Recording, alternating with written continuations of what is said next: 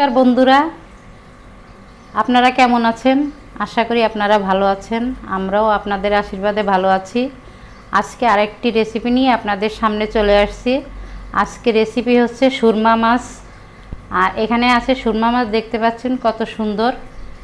আর এই মাছটি খেতেও খুব মজাদার এবং খুব সুস্বাদু। আর এখানে আছে কাঁচকলা, অনেকে বলে আনাজি কলা। আজকে এই সুরমা মাছ দিয়ে এই কলা দিয়ে রান্না হবে। আপনারা দেখতে থাকবেন আমি কিভাবে এই সুরমা মাছ দিয়ে কলা দিয়ে রান্না করি। আপনারা প্রথম থেকে শেষ পর্যন্ত আমার সঙ্গে সঙ্গে থাকবেন। আমি এখন চুলাটা জ্বালিয়ে দেব।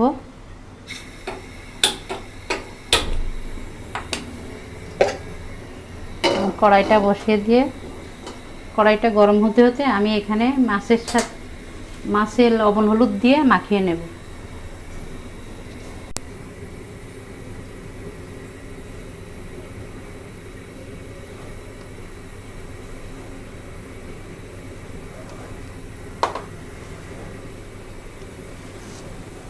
এবার লবণ দেব।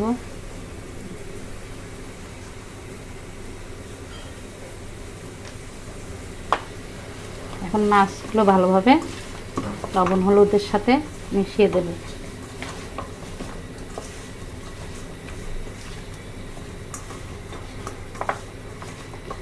আমার মাছের লবণ হলুদ মাখানো শেষ। আমার কড়াইটা একটু গরম হলে আমি কড়াইতে তেল দিয়ে দেব। আমার কড়াই গরম হয়ে গেছে, আমি এখন তেল দিয়ে দেব।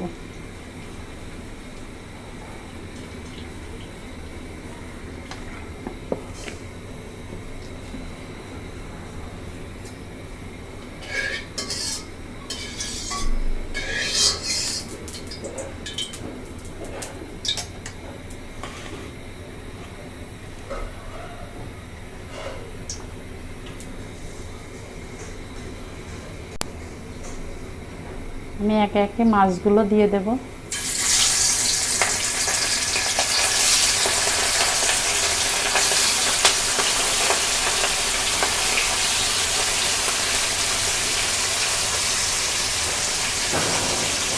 একবারে সব দেওয়া যাবে না, আমি অল্প অল্প করে ভেজে নেব।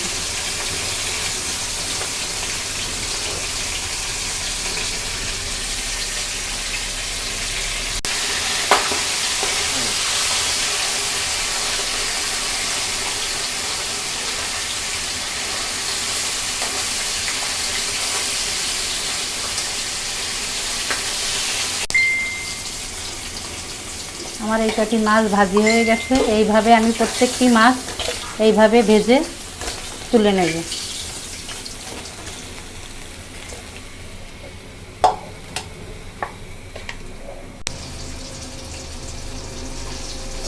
আমার মাছ ভাজি হয়ে গেছে, আমি এখন একটি পাত্রে তুলে নিচ্ছি।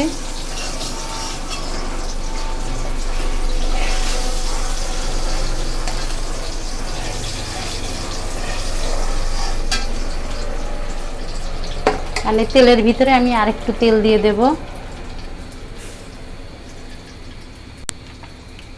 এবং একে একে আমার যে মশলাগুলো আছে, বাটা মশলা, এগুলো দিয়ে দেব।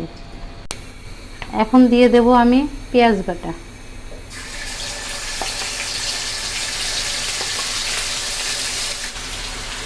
এবার দেব রসুন বাটা,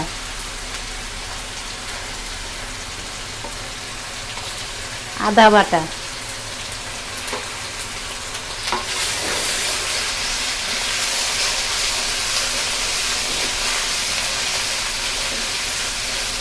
আর আমি আজকে যে তরকারিটা রান্না করব, আজকে হবে তরকারিটা হলো পাতলা ঝোল। কারণ কাঁচকলা দিয়ে একটু ঝোল পাতলা না হলে ভালো লাগে না তরকারি।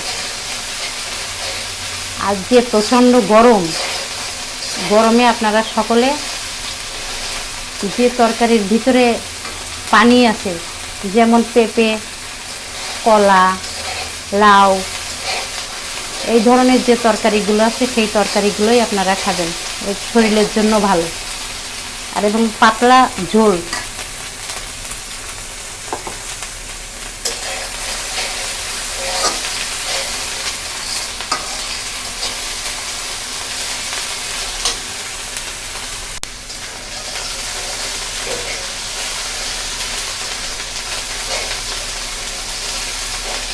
আমি একটু পানি দিয়ে দেব।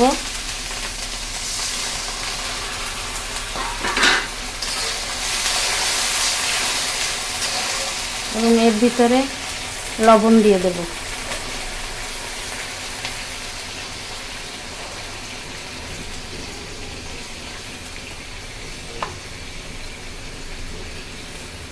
হলুদের গুঁড়া,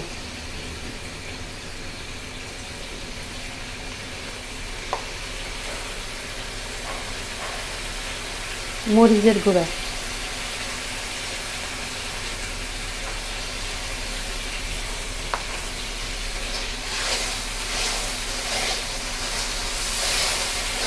মশলাটা ভালোভাবে কষাবো।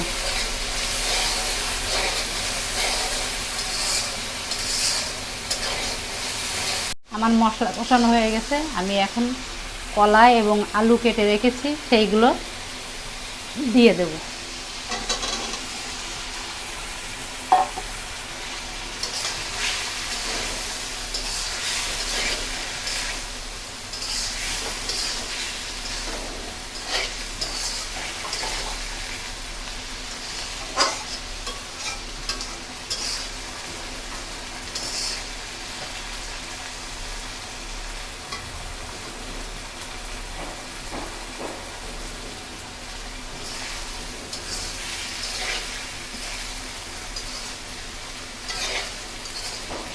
অল্প একটু পানি দিয়ে দেব, দিয়ে ঢেকে দেব।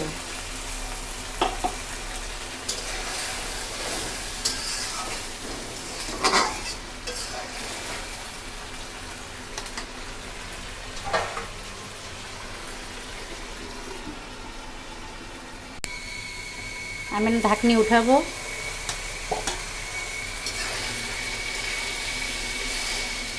আমার কলা কষানো হয়ে গেছে, আমি এখন পানি দিয়ে দেব।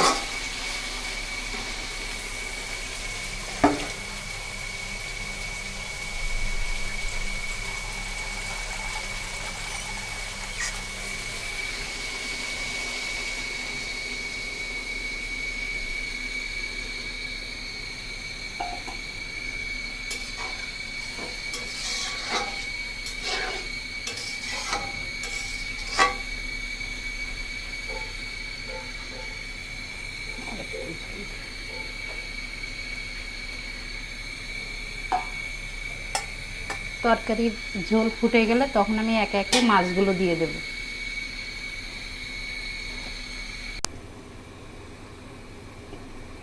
আমি এখন ঢাকনিতে উঠাবো। এখন আমি একে একে মাছগুলো তরকারির ভিতর দিয়ে দেব।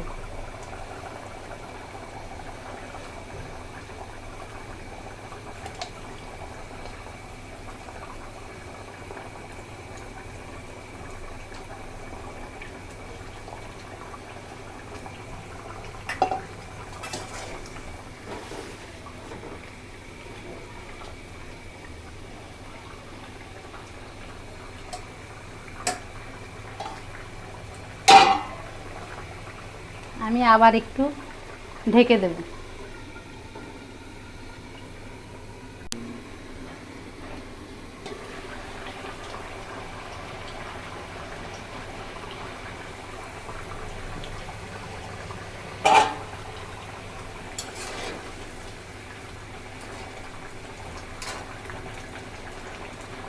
আমার তরকারি রান্না হয়ে গেছে, আমি এখন একটি পাত্রে নামিয়ে নেব।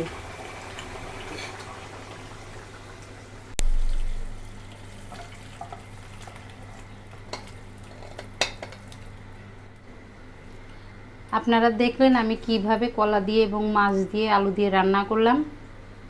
আপনারা এইভাবেই রান্না করবেন, দেখবেন খেতে খুব ভালো লাগে। আর আমার এই রেসিপিটি যদি আপনাদের ভালো লেগে থাকে তাহলে অবশ্যই অবশ্যই লাইক শেয়ার কমেন্ট করবেন এবং আমার চ্যানেলটিকে সাবস্ক্রাইব করবেন।